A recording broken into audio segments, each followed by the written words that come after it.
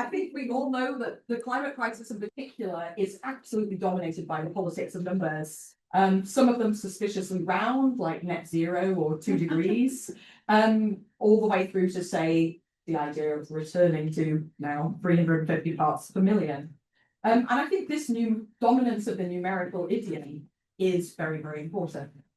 Now, it's of course very easy to just have a knee-jerk allergy to the politics of measurement, the dominance of quantification, that there is a core epistemic, maybe even social violence built into the work of commensuration that is that any kind of metric is predicated upon, that it is based on kinds of simplification, and that it reinforces forms of technocratic power that depoliticize issues around the environment, that seem to hand over power to unaccountable experts. But I think we have to remember that there is great potential in measurement in the numerical too. We know, for example, think about what came before aristocratic discretion. And in that way, of course, the numerical was a liberatory move when the first social reformers embraced statistics. We might note as well that we simply would not know that global climate change was happening without general circulation models mediated by vast amounts of expertise, with no single individual being able to gauge its full extent or steer it. So I think that we ought to give numbers their due in that way as well. Now, as Lale reminded us yesterday, numbers remake the world. As Donald Mackenzie famously said, models are engines, they're not cameras. I think it's worth bearing in mind that a lot of the numbers that we talk about in the climate crisis are not just measures, they're also targets. And some of you who are good students of bureaucracy, like myself, may know the bastardization of Goodhart's law. When a measurement becomes a target, it stops being a good measure because people alter their behavior to game measures. So where does that leave us then as we approach this panel? I think it means a delicate balancing act between a healthy skepticism of numbers and of expertise at the moment, of course, when all forms of expertise, and perhaps especially climate expertise, climate data, are under threat. I think it means thinking too about that balance between measurement and aspiration and the kinds of ways this alters the social world that we're in. And I suppose finally, we have to grapple with the fact that in this conference, our key analytics of energy and metabolism involve a whole lot of work of commensuration too. You know, that are we guilty of buying into thermodynamic ideology, in seeing everything through the lens of energy, or treating everything through the lens of metabolic flows? So I think this is going to be a really, really exciting panel, all that to say. Up first is Daniela Russ, who is a historical sociologist and assistant professor at the University of Leipzig's Global and European Studies Institute. Her research explores the history of the energy economy from a global perspective, the social conflicts around the decarbonization of the electricity system, and the theory and practice of Soviet energy and ecological planning in particular. A plug for each of our speakers. She's the co-editor with Thomas Turnbull of a brand new volume, hot off the press, Energy's History Toward a Global Canon, which just came out with Stanford. Rebecca's got it's a primary source collection, actually, with annotated essays. Rebecca's got one in there. There's a wonderful introduction by Daniela. And Daniela has the same title, remarkably, Governing Energy, the Great Acceleration and the Rise of Energy Balancing. And then we'll have Myles Lennon, an environmental anthropologist, Dean's Assistant Professor of Environment and Society and Anthropology at Brown University, and a former sustainable energy policy practitioner. A brilliant plug. His book is forthcoming in a matter of weeks, Subjects of the Sun, Solar Energy in the Shadows of Racial Capitalism from Duke University Press. And get your pens ready. We have a discount code for you. Wow, it trips off the tongue. E25 LNNON. That is Lennon with no E. But the E's in the beginning. The E's in the beginning. Yeah, okay. 35% off. So, you know. Yes. Or pre-order it now. Daniela, the floor is yours. Yeah, thank you so much for having me. I should say in the beginning that my body is still somewhere where it's really late now, and I'm hoping I make sense, but yeah. When thinking about topics conference, I thought that, a holistic understanding seems to be kind of the way around which it is organized and all the papers are organized. And you could argue that such an understanding is already inherent in the energy concept. My talk will mostly be about a kind of application of the energy concept. Because the concept refers not to individual things, but to a quantitative relationship between them. It makes only sense to speak of things having energy, a quantified potential to bring about change within a field or system in relation to other things. And for this reason, the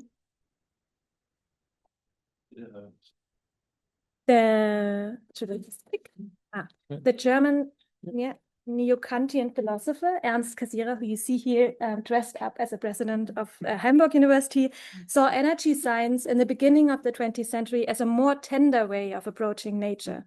As an example of the modern formalized sciences, energy physics did no longer inquire into the nature or essence or substance of things. It was content to show that they could function as energies.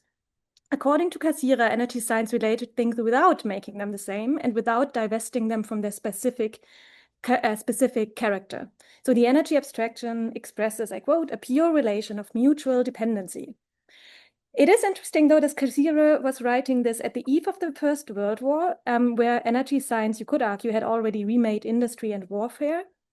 And the hands-off scientific method he described stands in a stark contrast to the natural scientific marshalling of nature for war, that was ongoing at the same time.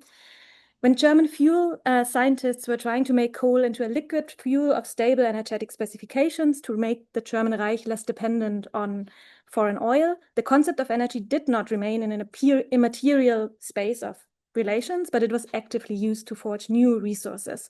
And I think we've seen this picture already today with the pig talk. No, it's the Leuna factory where they produced synthetic gasoline.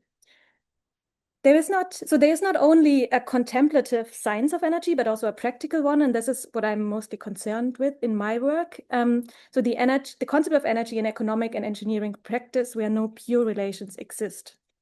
And this field, I would argue, is not just an application of physical laws, but it poses its own problems. The control of nature's capacity to perform work and its circulation as a commodity really brings up questions that physics itself does not. So in this paper, I will present one such problem, the economic commensuration of those resources that perform work in production. You already realized this is a complicated way for me to not say energy, but say what energy is in production. More specifically, I will present a brief history of the model to govern, and one could say, to govern energy in its holistic character, energy balancing. And I think we've already seen a couple of papers and talks actually presenting energy balances today. So I don't have to say that because you probably all know, but energy balances are an accounting framework that is used in engineering, ecology, and resource economics to map the energetic relations and conversions of various resources within a productive, biological, or economic unit.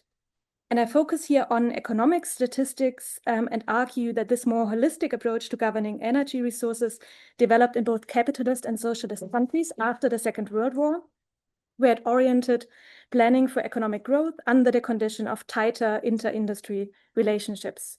I should also say, when I was planning this talk, I thought I could say more about the socialist countries, but 20 minutes are just too tight to really tell two stories. So I'm now basically focusing on the Western European countries, but we can maybe talk about it in discussion. So while balances draw conceptually on the law of energy conservation, I will show how treating energy resources collectively posed questions beyond physics and how it ultimately implied political questions about how the energy sector and its changes should be governed. So what do I mean by the problem of economic commensuration? I want to give a brief example. In the conclusion of one of the early surveys of world energy resources, Daniel Dunlop's Power Resources of the World, the author adds up all national resource statistics on coal, oil, water power, and recalculates them on a common basis. I quote, "so that it is possible to understand very clearly the part played by each source of energy, the percentage of world power production represented by water power, for example, as compared with coal." So this is something we find in many, many surveys at the beginning of the 20th century. But what kind of practice is this knowledge supposed to inform? Ultimately, of course, in that case, the commercial interests of electric capitalists, for whom, as the survey states, there's evidently room for concentration of enterprise in the 3 continents other than Europe and America, so Africa, Asia, China, India, and Siberia, remain to be exploited. But what does this unity, of which all power resources allegedly play a part, mean in practice?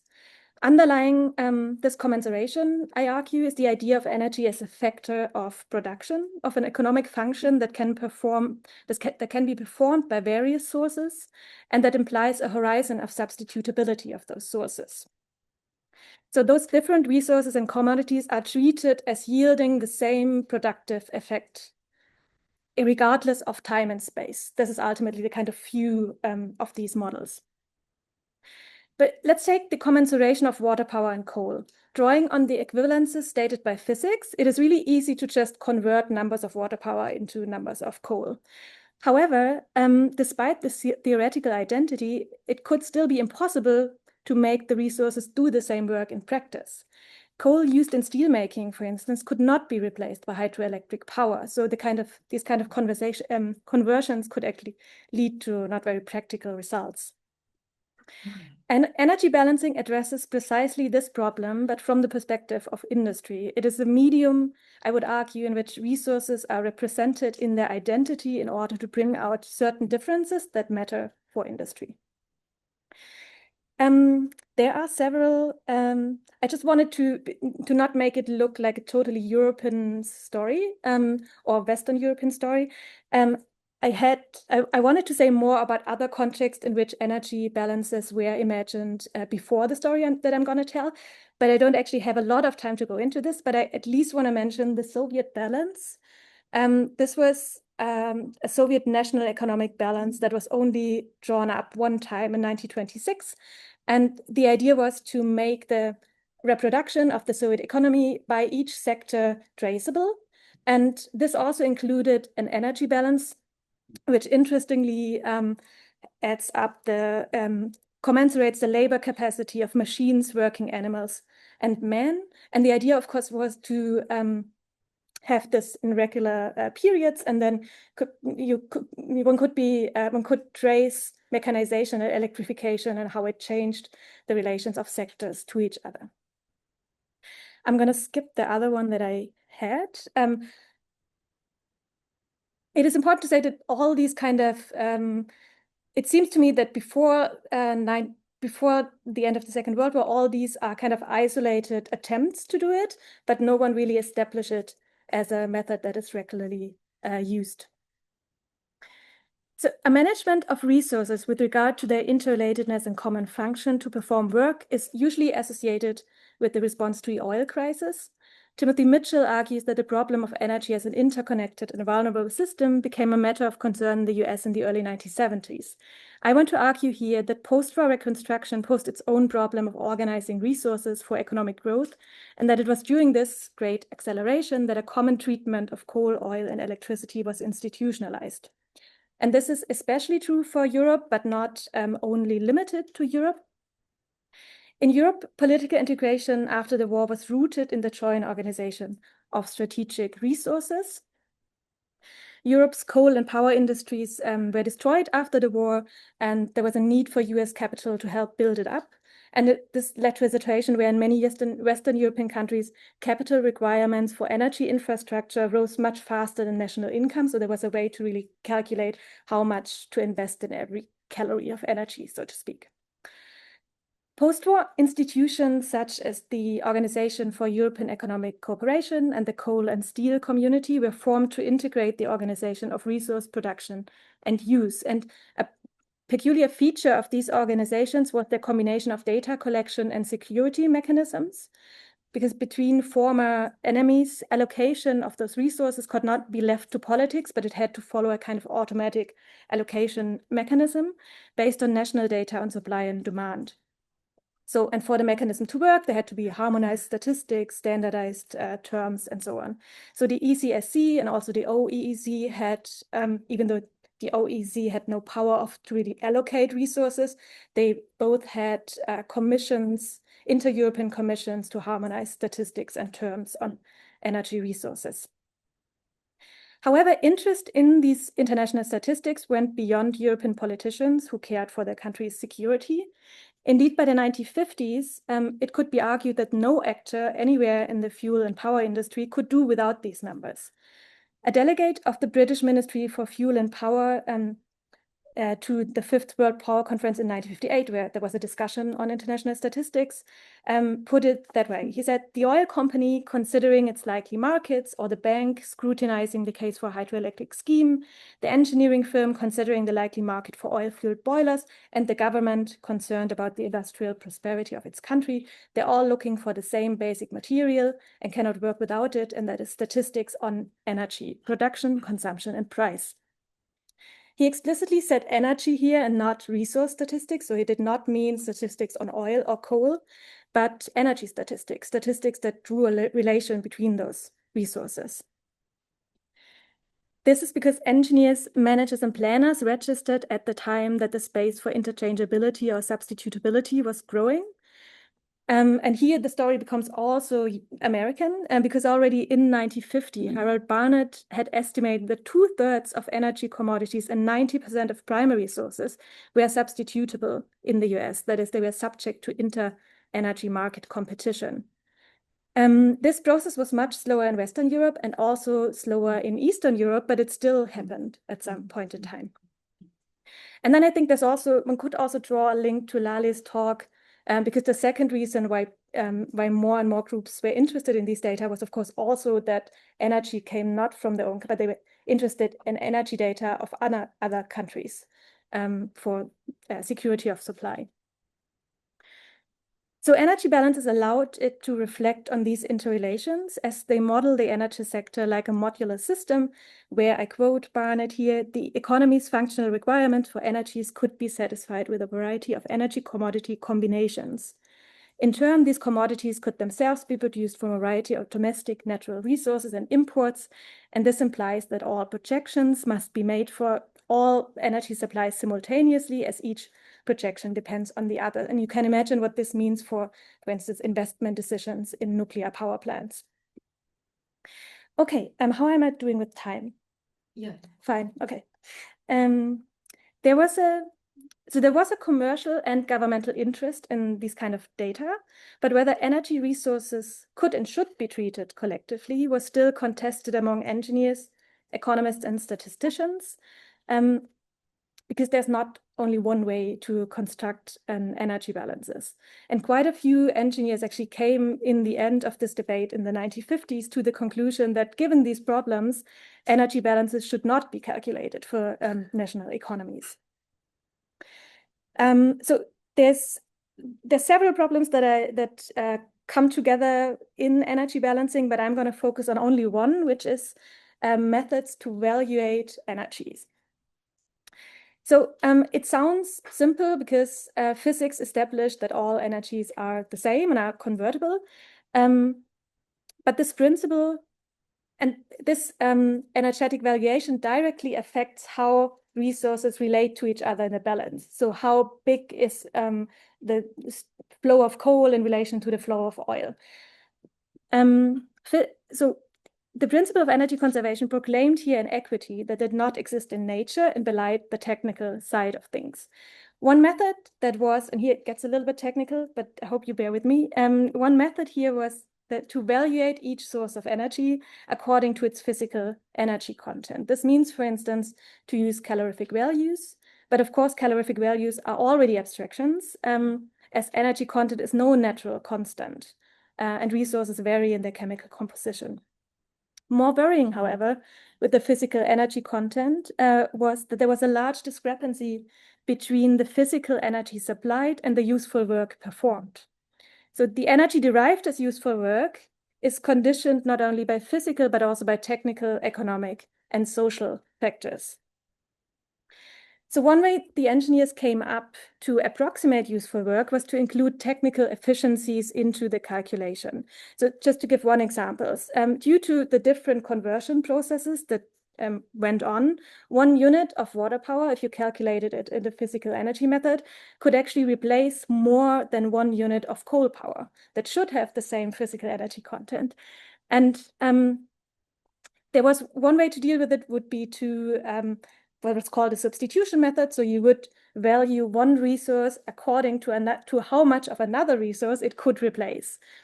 But all these kind of methods that were based on technical efficiencies had the problem that they were valid only for a particular place and time because technologies changed. So they would be subject to changes in technology, handling, and use. So if efficiencies were to determine the relative value of energies to each other, and those efficiencies changed over time and space, then energy balances would be incomparable in space and time, which is not like the whole point is to make energy comparable. So energetic value would be in constant flux, and equivalence across time and space would impossible to be achieved.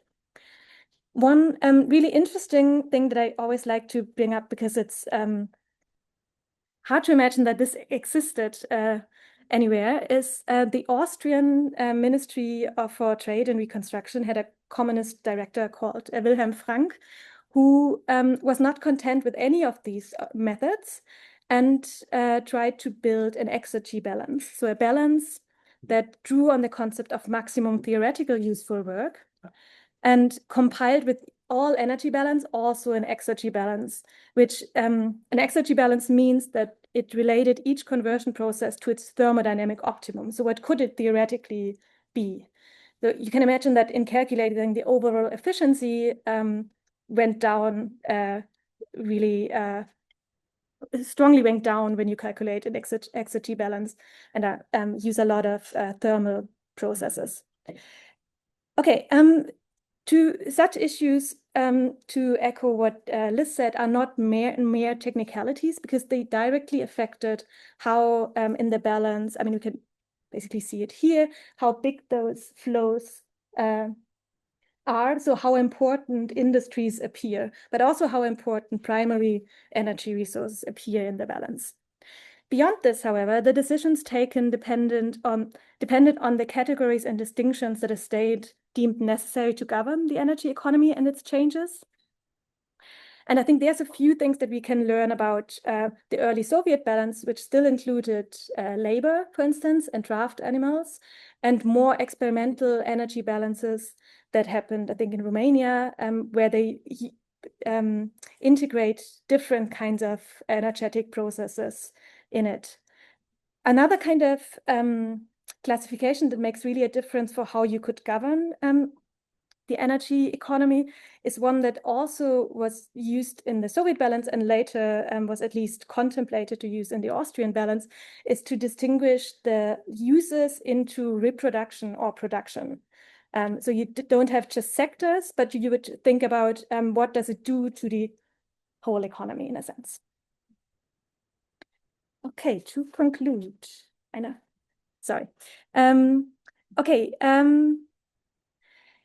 I think my main point is that the oil crises are not so much the beginning as than the moment in which energy balances become standardized. So what's happening after the 1950s is that with the oil crisis, there's a decision to use a particular method over the OECD and the IEA countries. And from there goes a direct link towards the Organización Latinoamericana de la Energía and other regional international organizations that use actually the same kind of energy balancing framework. But they also, in some of these adoptions in other regions, they change the method slightly, and some of the changes refer, for instance, to the inclusion of non-commodified energy, which is really hard to capture in these kind of numbers. So one way to read this history, and this is my second point, against the backdrop of this conference's topic, is to say the somewhat holistic understanding of energy, a governance of resources in their energetic relatedness, has developed out of the compulsion of economic growth within geopolitical competition, and that there was a moment of experimentation between the 1920s and 1950s when even the inclusion of non-human energy and the compilation of exergy balances were not out of the question. And lastly, maybe I'm going to skip the third point. I think we could also reflect, again, picking up a point of Liz, whether we could use these kind of balances to, whether we want today to treat all energies as economically equal, or whether we would, the kind of distinctions that would become important under the question of climate change, and whether we could, more radically imagine what a balance could like, for instance, along the lines of, tracing whether fossil fuels go into the building up of a decarbonized infrastructure or not. You can imagine really useful differences on this consumption side that help trace what's actually happening in the energy economy. Thank you. So am I barely over time? No. I wasn't thinking. Very.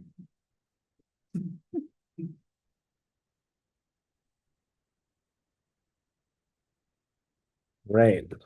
I am the caboose here. What a lively day. My goodness. I hope I can match all the energy here. So a big thank you to Neil and to all the organizers, CEGU. It's just awesome. I know we don't have too much time, so I'll just jump in. I want to start by talking about the 2022 US Inflation Reduction Act. Rest in peace.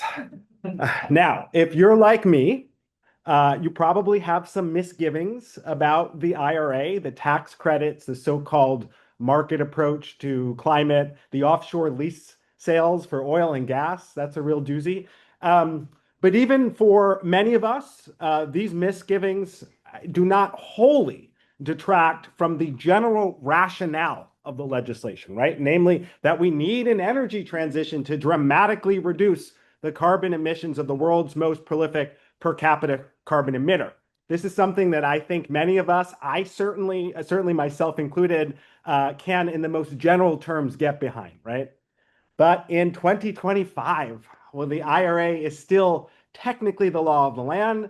It's also, for all intents and purposes, on the proverbial chopping block. So this demands we ask, now what, right? Now what? Do we try to protect the good parts of the IRA, press for state and local policy that works towards its broad carbon reduction objectives, or maybe try to focus now on the many other more pressing matters in hopes of resuscitating the IRA's general goals in a few years down the line?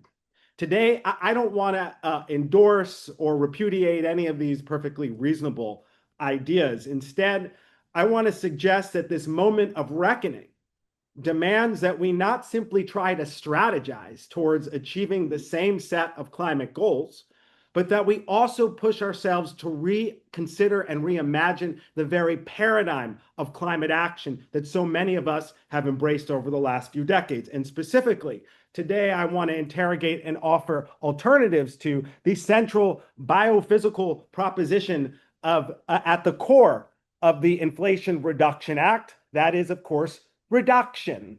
The idea simply that we need to dramatically reduce anthropogenic carbon emissions to stave off climate crisis. Now, like any biophysical proposition, this idea that reducing emissions will save the planet and humanity is also a metaphysical proposition, a statement about the fundamental nature of existence. And this metaphysical proposition is rooted in normative political values that currently lack any significant political buy-in among the powers that be. And this lack of political buy-in provides a very rare window for those of us who have endorsed this biophysical proposition to critically consider possible alternatives to it. Now, this might seem a little heavy-handed because this biophysical proposition is fairly straightforward and it should be pretty uncontroversial. We all know that humans, disproportionately wealthier humans in Euro-American countries, accelerate climate change by burning fossil fuels that emit carbon in the atmosphere. It would therefore stand to reason that solving climate change must entail reducing carbon emissions. Pretty straightforward stuff. But today I want to argue that the very concept of reducing emissions is part of a reductive environmentalism rooted in a system of racialized extractivism that has caused the climate crisis in the first place.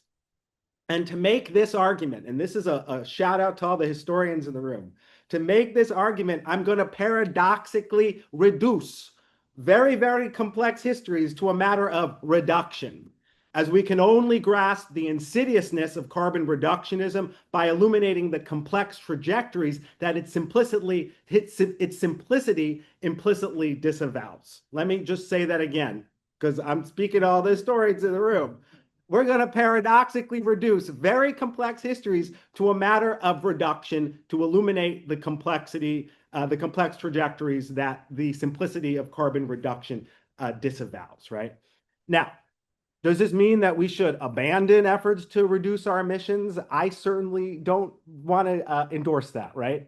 What this means instead is that we need to think more holistically about emissions reductions. And precisely because emissions reductions requires the buy-in of the most powerful to actually work, buy-in that it just doesn't have at this moment, we have a unique opportunity to explore other environmental responses that might complement or even supplant the imperfect solutionism of reductions. And in the final third of my talk, I'm going to offer two frameworks for moving toward these ends drawn from the environmental justice movement. But let's start with the idea of emissions reductions. While this idea that we must reduce our emissions sounds super commonsensical, I want to suggest that it actually emerged from a deeply problematic conception of humans and nature as distinct spheres overlooking our relational embeddedness in ecosystems.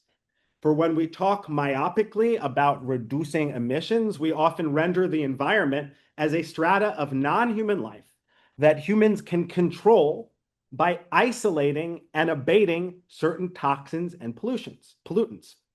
And in this schema, reduction, this is really important, is not tantamount to other forms of attenuation that operate through different ecological philosophies that affirm our interdependent relations with the world we comprise. For instance, when the Kashaya peoples on the west coast of Turtle Island reduce dry biomass vis-a-vis control burns, they listen to and foster kinship ties with the forest ecosystems that they're a part of, mutually caring for the more than human world by thoughtfully cultivating fire with respect for the life that they kindle. While one could crudely render this stewardship in terms of biomass reduction, such a term would misapprehend the ways in which indigenous stewards relate to their surroundings, how they regard the environment as not a set of risks that humans must manage, but instead as a dynamic terrain of life that we must respectfully work with to ensure our shared survival, shared being the key word. In contrast, environmental stewardship focused on carbon emerges from an understanding of the environment as a repository of risks that requires human ingenuity, privileging emissions reductions over relational ecologies. Unlike invasive species in certain indigenous ontologies, carbon here is not a part of a kinship tie that we can thoughtfully cultivate. Carbon is instead an invisible scourge that we know and must attenuate through quantitative thresholds of reduction. Now, again, I'm not suggesting that we should abandon emissions reductions, as it's obviously an essential response to precariously altered climate, but I want to suggest that this reductive environmentalism is part of a broader regime of reduction that produced the climate crisis in the first place. And specifically, when we reduce the environment to a repository of risks that must in turn be reduced, we reproduce the ontological conditions through which racial capitalism produces the very emissions that we're trying to reduce. Now, that's a mouthful, and I'm going to break down what this means. So, Emissions are generated, as we all know, by the perpetual growth machine of capitalist production. But this production paradoxically operates through reduction, right? Specifically, capitalist production requires two types of reduction: the reduction of life, livelihood, and land to exchange values and other economizing metrics. And secondly, the reduction of production inputs to maximize surplus value. And collectively, these two forms of reduction produce unsustainable levels of human emissions. So I'm now going to unpack each, right? Starting with the first, the reduction of life, livelihood, and land to economizing metrics. So as we all know, the production of capitalist surplus value requires that we metaphysically reduce the ecologies that we're embedded in to a standard set of quantitative units, dollars, for instance, right? Impelling us to organize our lives around the accumulation of these units.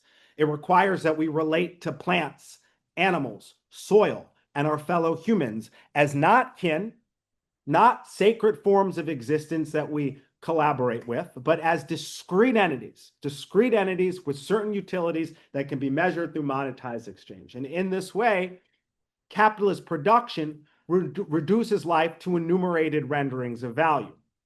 While both capitalist and non-capitalist conceptions of value necessarily simplify life in all social contexts, right?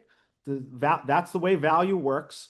Racial capitalism is especially reductive because it works to supplant complex relationships with abstract figures that often don't pretend to represent the depths of our vital interdependencies, unlike many other semiotic systems. And this reductive move, in turn, attenuates our life-sustaining ties, seasonal rituals through which we relate to the sun, soil, and elements, social organization in which labor is complementary, not accumulative. And in the process, capital organizes the relations between humans and non-humans around extraction and accumulation, calcifying the perceived difference between the two into an inflexible hierarchy, while also organizing intrahuman relations in the mold of this hierarchy, designating some humans as extractable things for other humans to produce wealth, essentially reducing Black and brown people to a less than human status, as our historians in the room can adjudicate with a lot more specificity.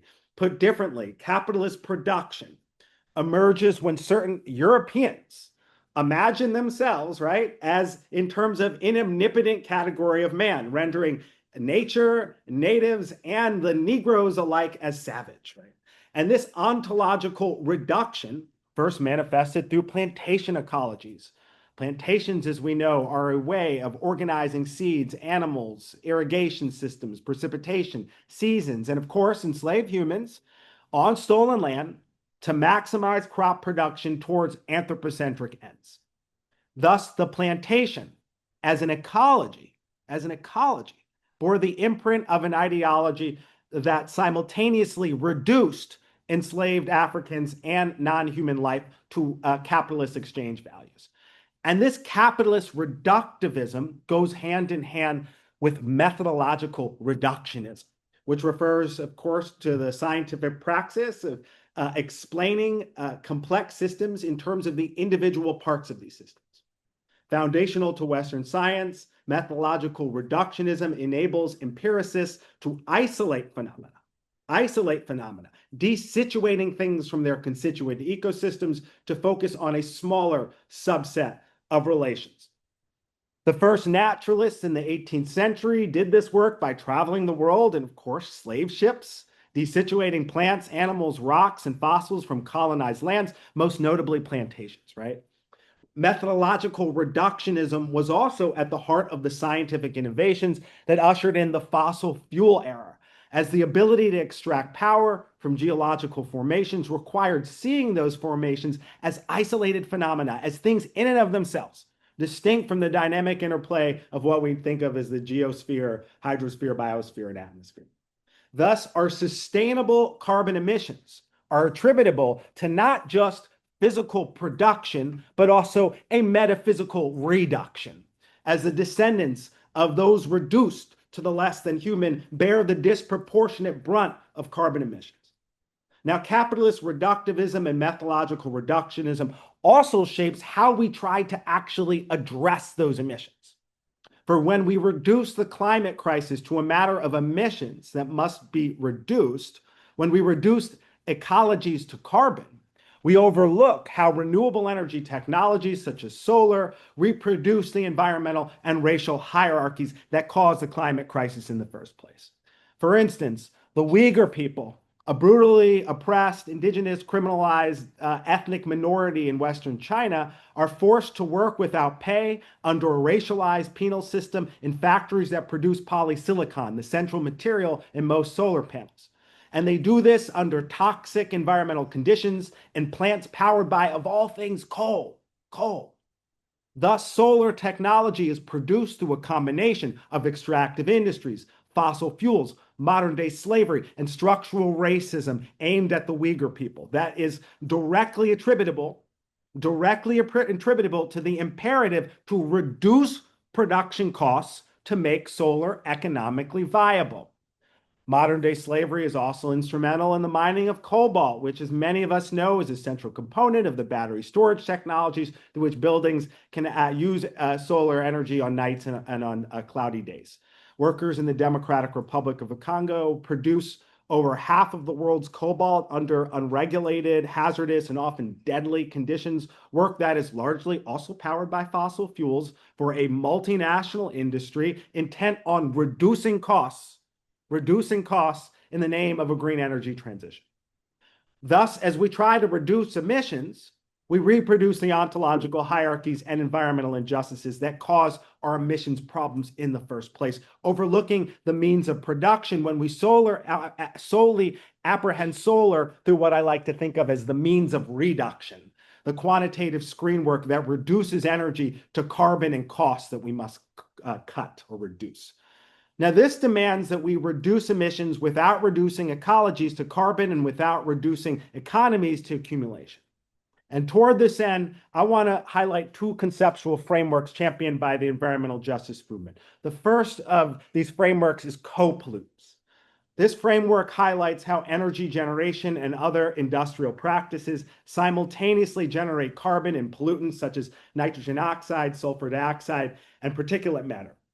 And in labeling such pollutants co-pollutants, EJ scholars highlight how the fossil-fueled infrastructures that significantly contribute to climate change also contribute to public health problems that disproportionately impact poor communities of color.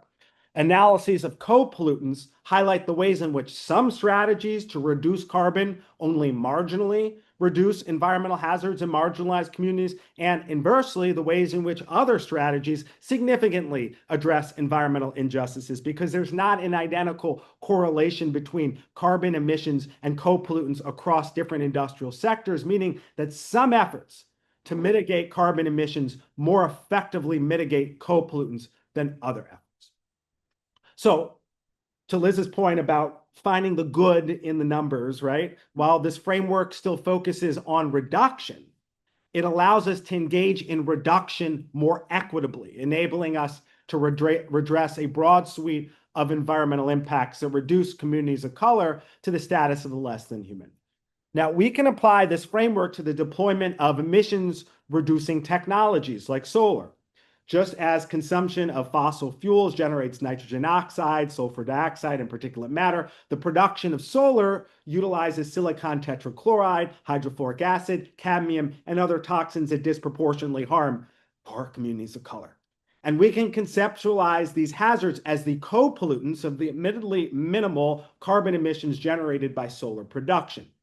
With this framework in mind, we can develop strategies to deploy solar technologies in ways that focus not just on reducing carbon, but instead on holistically mitigating the forms of environmental degradation that have historically reduced communities of color to sacrifice zones.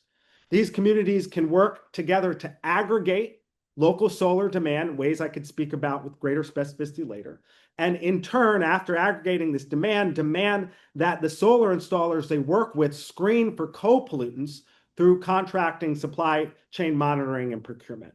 And this brings me to the second, I want to suggest more important framework, and that is ecological unity. a principle that can move us even further beyond a reductive approach to emissions reduction. So this principle, ecological unity, is found in the 17 Principles of Environmental Justice, the manifesto of the EJ movement from 1991, which states, quote, "We, the people of color, are gathered together, do hereby reestablish our spiritual interdependence of the sacredness of our Mother Earth. Environmental justice affirms the sacredness of Mother Earth, ecological unity, and the interdependence of all species." Again, this is from the manifesto in 1991. Now, BK Rott, a Brooklyn-based waste composting organization led by young people of color, I think offers a blueprint for centering this ecological unity aspiration in the deployment of emissions-reducing technologies. For a small fee, BK Rott's young workers of color haul food waste with solar-powered cargo trikes from businesses and homes to a community garden in a low-income neighborhood. They then use solar-paneled mechanical sifters to convert this waste into compost, which they use both to generate life in the garden and to sell to agriculturists beyond the garden. Revenue from compost sales and waste hauling, combined with a little bit of nonprofit funding, enables BK Rott to pay their youth workers a living wage for labor that is usually unpaid in other contexts. And I'm kicking myself because I realized I took out the really wonderful photos that I was excited to show you guys. So you'll have to go to their website or just get their compost. So BK Rott, I want to suggest, is a paragon for repurposing emissions reduction technologies toward the ecological unity principle in a couple ways. First, they combine physical labor and solar power to generate reciprocal relations between human bodies and more than human life.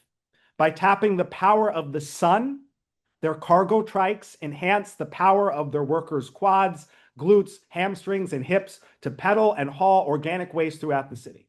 Put simply, BK Rott combines their corporeal strength and solar electricity. Oh shit, I'm done. Okay.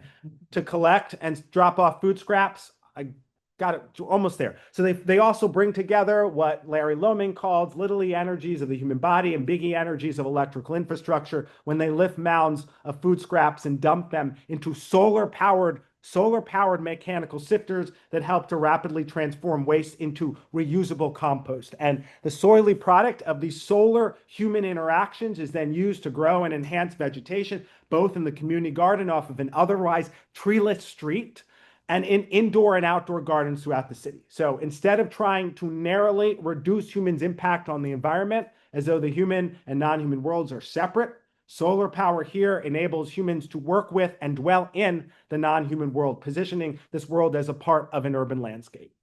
And when the power of our limbs and the power of the sun come together, we can generate life in ways that posit human impact as regenerative, not as a scourge on the environment that has to be reduced. And there's lots of other benefits that all this exemplifies: ecological unity, a lot of other benefits besides simply reducing emissions.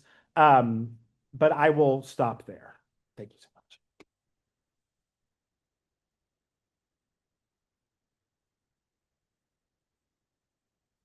Perfect stuff. I'm looking uneasily for Neil, but 15 minutes. Okay. Terrific. Let's gather some questions. Julie.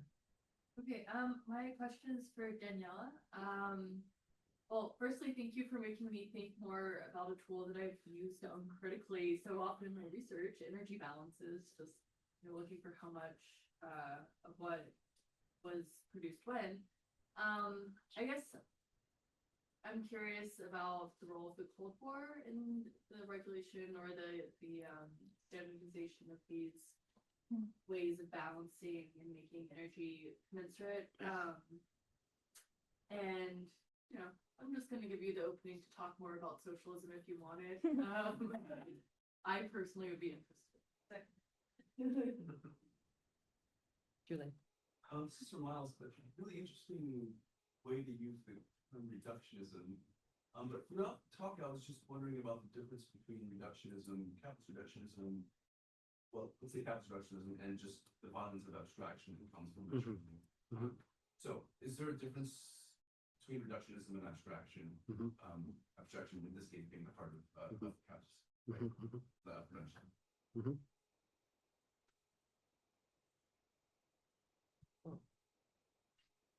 Paul for that. So I have a question for the panel. So for Daniela, sort of thinking with Robert's paper from this morning, I wonder like when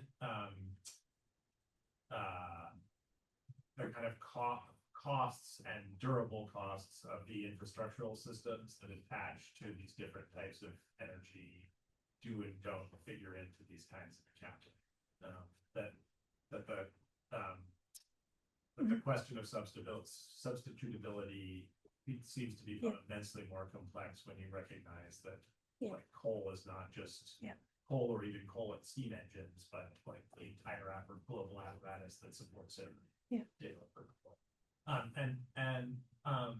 Myles, just the talk is immensely thought-provoking and sort of thinking from the beginning to the end. I wonder, since you sort of started with a question of political strategy, I mean, it strikes me that by the end you're making the case that what's needed is a kind of radical break with the kind of core ontology that emerges out of the capitalist commodity form. And so I wonder, like, what is the case that it is actually easier politically to get people to overcome the kind of central organizing conceptual apparatus of the world we inhabit than to convince people to reduce carbon emissions? Okay, on the Cold War question, I don't think I have so much on that, but just to say that the OEC, which in the end, because I mean, at the beginning it was open whether Marshall Plan money would also go to the East, but after that had been cut off, so the kind of standardization that took place was really separated between the two blocks. So OEC also standardized all statistics and so on, even long before the oil crisis, but only within Europe, within Western European countries. And so, yeah, this is the kind of really direct thing that I can think of this the kind of standardization. Maybe more on socialism. So I think I can only speak for the Soviet Union, but there was the idea that even that national economic balance, at least among some engineers and statisticians, could at some point be expressed in terms of energy.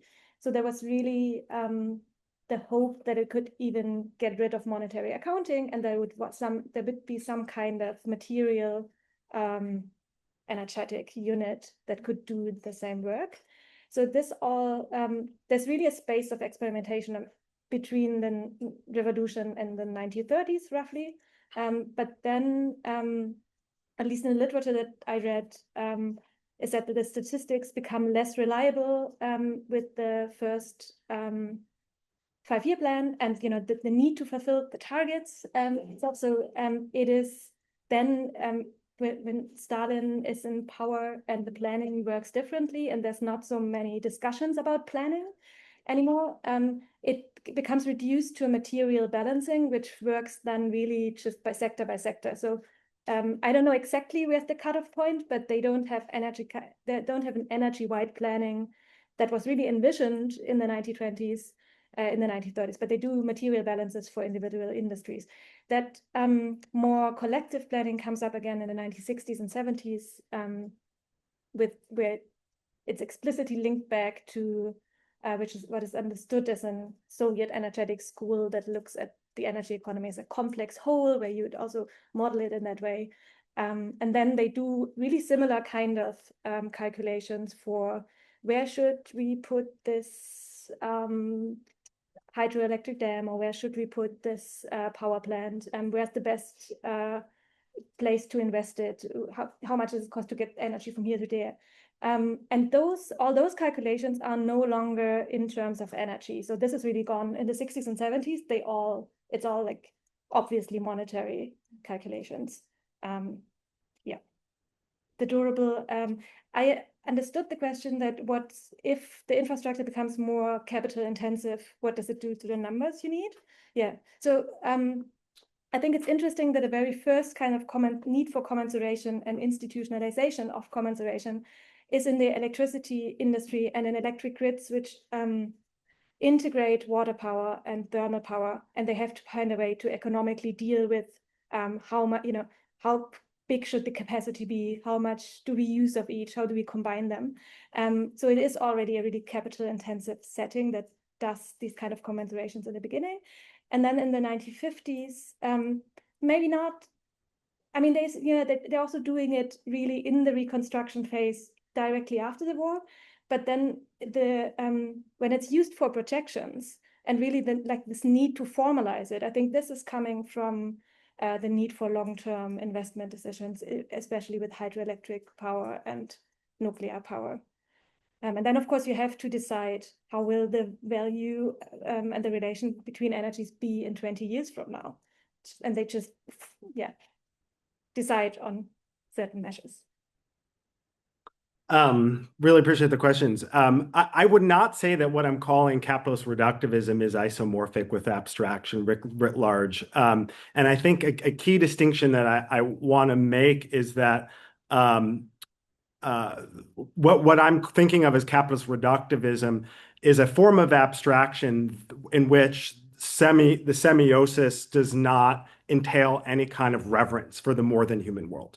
There are all kinds of ways to make meaning through abstractions that are rooted in an ontology that recognizes that what we think of as in our English language is the non-human has a lot of value that we're connected with, right? But when that value is collapsed to certain monetized metrics, those forms of abstractions do not capture that broader orientation life. And I mean, look no further than totemic Aboriginal societies, to just as a very explicit example of modes of abstraction that are very much rooted in relational ecologies, in contrast to a capitalist reductivism one. Appreciate that question, because I was going to circle back to the politics, but we ran out of time because I just had too much to say. I think that part of what I think is really important to change our conversation about climate and this sort of dogmatic focus on reduction has to be entailing a multiplicity of orientations to the problem. And I'm not trying to come back to the Democratic Party's what's it what